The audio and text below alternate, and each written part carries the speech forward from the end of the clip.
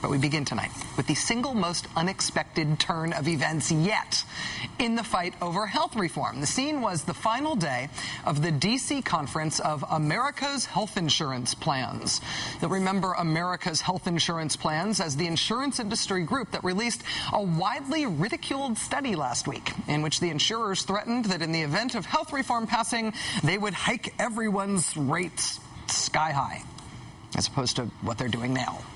At the podium today was Republican pollster Bill McInturff, who does poll for the NBC Wall Street Journal polls and whose work over the years for the health insurance industry has included the infamous Harry and Louise ads that are widely credited with scaring the public out of supporting health reform the last time around in 1993. Now, while Bill McInturff was standing at the podium today at the AHIP conference, he was interrupted in a strange way. Somebody shouted from the floor of this health insurance industry conference, "Thank you for all the good work you do." And then, all I can say is that the fight against the health insurance industry and for health reform in America suddenly, in real time, got really, really weird and surprising. Watch this. All right, so kind of trying to put in perspective, where are we?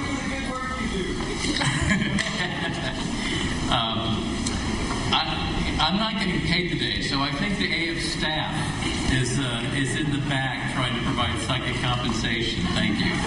No, that wasn't the AHIP staff interrupting you, sir. Turn back now while you still have the chance.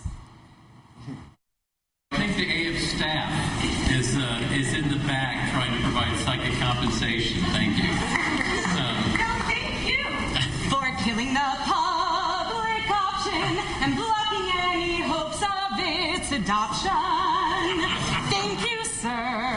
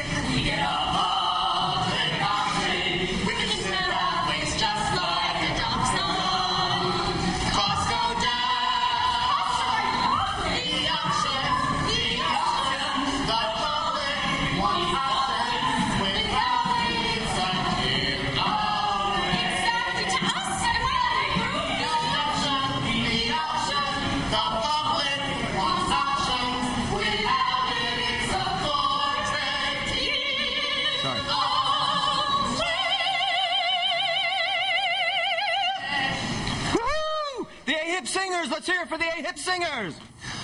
Those weren't the AHIP singers. Obviously, they were the billionaires for wealth care. Again, the satirists who cheerfully and in really good tone nailed the health insurance industry today for opposing health reform.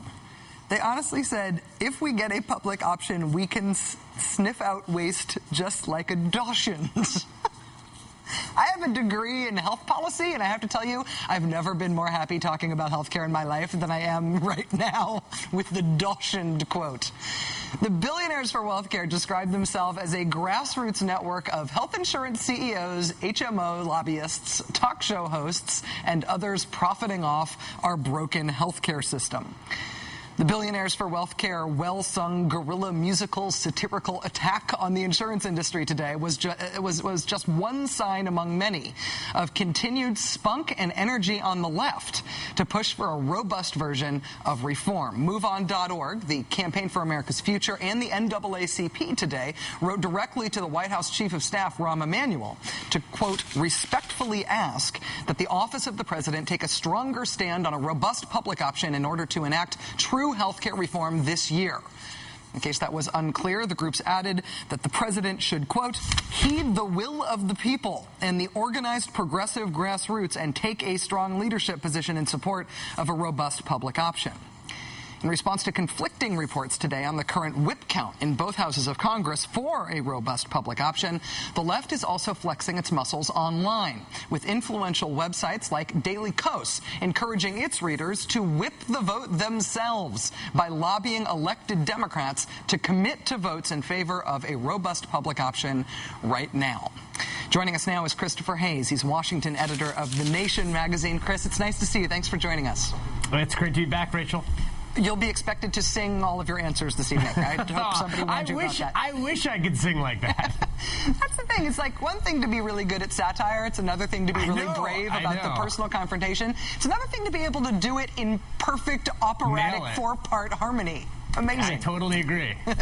All right. So, Chris, a lot of today's reporting on health reform was that maddening stuff where everybody's claiming something different about the vote counts and which kind of public option will ultimately live. Everybody's citing unnamed sources. From your reporting, can you tell us what form of legislation seems to be gaining ground in Congress and which is losing ground? Okay, so here's where things stand as far as I can tell. I talked to some people today who are kind of in conversations with the White House.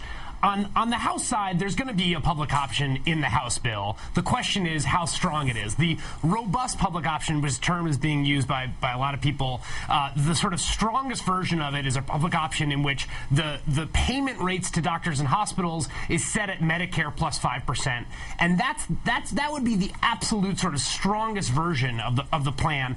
And it's unclear right now the whip count that you showed from Daily Kos earlier today. The whip count is to get that version of the public option on the House side. Now, even if they don't have that, they'll have a slightly weaker version of it, but there will definitely be a public option in the House version. The question on the Senate side, what I'm hearing is that there are 58 votes right now on the Senate side for the opt-out version. The opt-out version, remember, is the one in which everybody starts out with a public option in every state, and states then can opt out of that. Most likely what you end up with is essentially the big blue states and blue states in general having a public option, red states not having it. The hope being that once you've instantiated it up front and it shows, it keeps costs down, people like it, then you get it towards the end. So that's where things are as far as I can tell in the two houses. On the issue of the Senate, you're saying 58 votes for an opt-out version of a public option in the Senate. Right. 58 votes is way more than a majority. Senator Reid obviously is still trying for 60 votes. There's only a 60-vote threshold if a Democrat sides with Republicans to filibuster health reform. But yet that is not central in D.C. to the analysis of what's going to happen in the Senate, is it?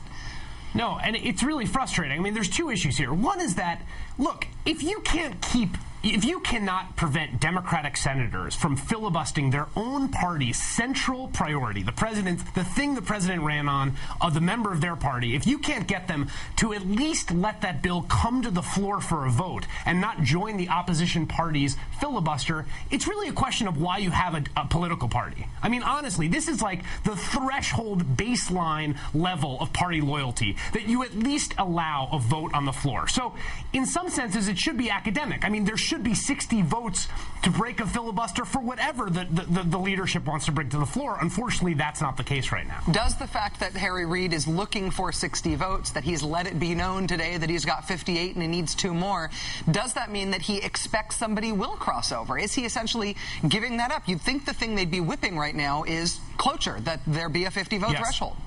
I think they're trying to put pressure on the holdouts. No one knows exactly who the holdouts are. The two names I heard most today were Landrieu and Mary Landrieu from Louisiana, Ben Nelson from Nebraska. I think by saying it's at 58, it's one way of trying to put pressure on them. I mean, the other thing that's in play here right now is where the White House is in all of this. Yes. And right now there's a lot of frustration from people that the White House is not playing a particularly productive role in sort of being the tipping point in the Senate side of things. Well, is that potentially strategery at work? Is it possible that the White House, I mean, Valerie Jarrett said on MSNBC this morning that the president is committed to a public option. Is it possible that the White House is not putting the president out as the spokesperson for the public option because they think it would be helpful to the likelihood of the public option ultimately passing that it not be identified with him?